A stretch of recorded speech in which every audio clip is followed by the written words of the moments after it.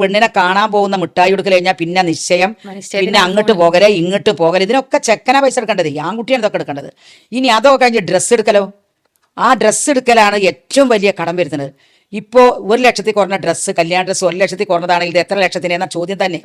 അത്ര വലിയ ഡ്രസ്സ് 1-2 മണിക്കൂറിനാണ് അത് ഇടാന്. അത് തലേ ദിവസമുള്ള ഡ്രസ്സ് വേറെയാണ്, തലേ ദിവസം വേറെ കുറെ പേക്കൂത്തുണ്ട്. നിങ്ങളെ നാട്ടിലുണ്ടോ എന്ന് എനിക്കറിയില്ല.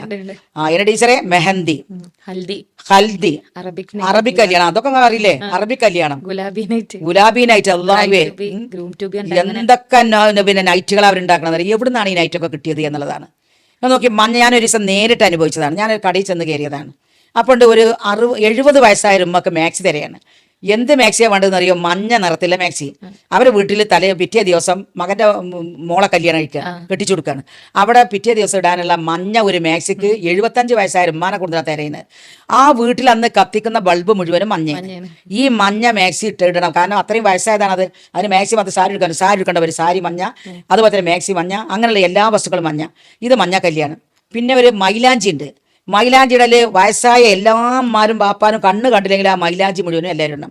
ഇങ്ങനെ ഒരുപാട് നിങ്ങൾ പറഞ്ഞ മെഹന്തിയും മൈലാഞ്ചിയും ഹൽദിയും എല്ലാ കല്യാണങ്ങളും തലേ ദിവസം നടത്തിയിട്ട് ഇവന്റെ ശ്വാസം കണ്ട് അടങ്ങും പിറ്റേന്നൊക്കെ കല്യാണത്തിന് അന്നൊക്കെ 1 ചോറ് പോരാ, 2 ചോറ് പോരാ, 3 ചോറ് പോരാ, 4ാമത്തെ ഒരു ഐറ്റം കൂടി ഉണ്ടാക്കണം.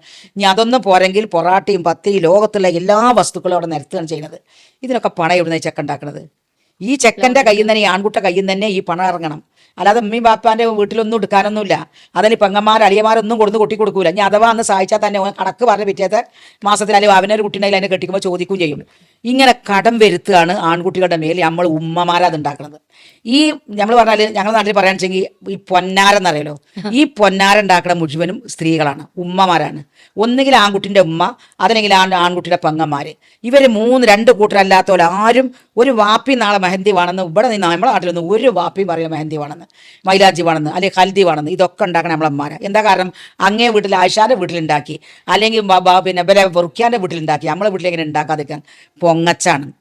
അൽഹാഖു മുത്തഖാസുറ ഹത്താ സുർതുമുൽ മഖാബിർ എന്ന് ഖുർആൻ പറഞ്ഞല്ലോ. അവിടെ അഹങ്കാരം, അവരെ പൊങ്ങച്ചവും ഖബറിൽ എത്തുന്ന വരെ അവർ മാറ്റൂലാന്ന്. അങ്ങനത്തെ ഒരു സമൂഹമായതുകൊണ്ടാണ് ഈ ആൺകുട്ടികൾക്ക് ഇന്ന് കല്യാണം എന്ന് പറഞ്ഞ പ്രയാസം.